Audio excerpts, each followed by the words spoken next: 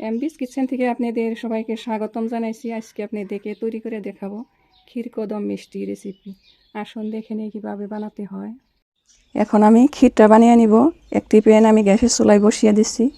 1/3 cup milk powder দিয়ে দিচ্ছি। 1/2 cup দুধ দিয়ে দিলাম। 1/2 কাপ কনডেন্স মিল্ক দিয়ে দিচ্ছি।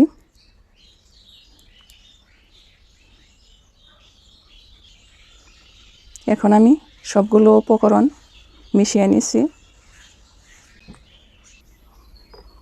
মিশানো হয়ে গেছে। এখন আমি গ্যাসটা অন করে দিচ্ছি।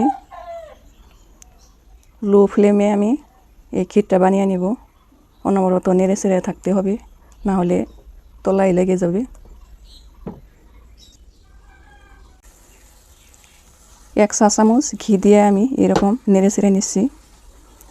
এখন আমার মিষ্টির ক্ষীরটা হয়ে গেছে। প্যানের গা ছেড়ে যাচ্ছে দেখুন। এখন আমি গ্যাসটা অফ করে দিয়ে নামিয়ে নিচ্ছি। এখন ক্ষীরগুলো আমি একটা প্লেটে ঢেলে নিয়ে নিচ্ছি। এখন ভালোভাবে মথে নিব।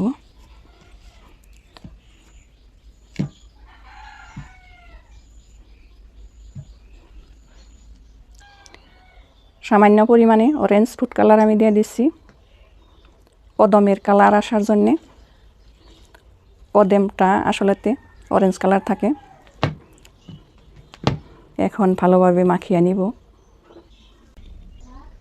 এখন আমি ক্ষীরকদম মিষ্টি বানিয়ে নিব। আমি মিষ্টিগুলো আগে বানিয়ে নিয়েছি। এই রেসিপিতে আমার চ্যানেলে পেয়ে যাবেন। বেবি সুইট মিষ্টি দিয়ে আমি বানিয়ে নিব। হাতে অল্প ঘি লাগাই এনে নিচ্ছি। এখন মিষ্টিগুলো বানিয়ে নিব আমি।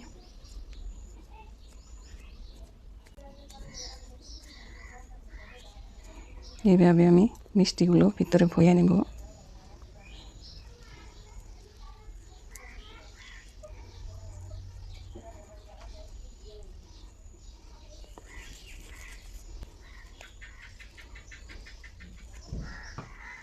দেখুন একটা মিষ্টি আমার বানানো হয়ে গেছে। আরও একটা মিষ্টি আমি বানিয়ে নেব।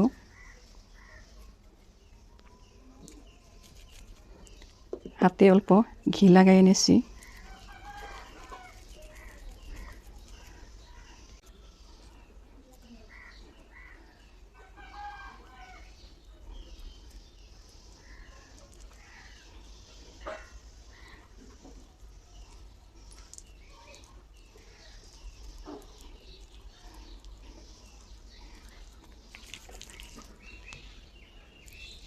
আরও একটি মিষ্টি আমার বানানো হয়ে গেছে।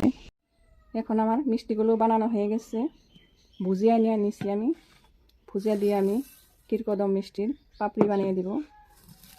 ভুজিয়াগুলো হাত দিয়ে গুঁড়ি করে এনে নিয়েছি।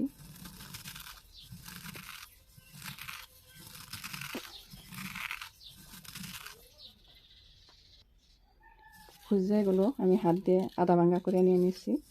এখন এই ভুজিয়ার মধ্যে ক্ষীরকদম মিষ্টিগুলো এরকম করে গড়িয়ে নিয়েছি।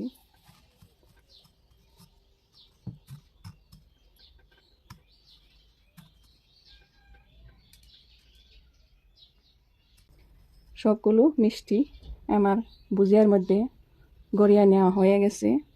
ক্ষীরকদম মিষ্টির পাপড়ি বানিয়ে নিলাম ভুজিয়া দিয়ে। এখন একটি প্লেটে আমি সাজিয়ে নিচ্ছি মিষ্টিগুলো।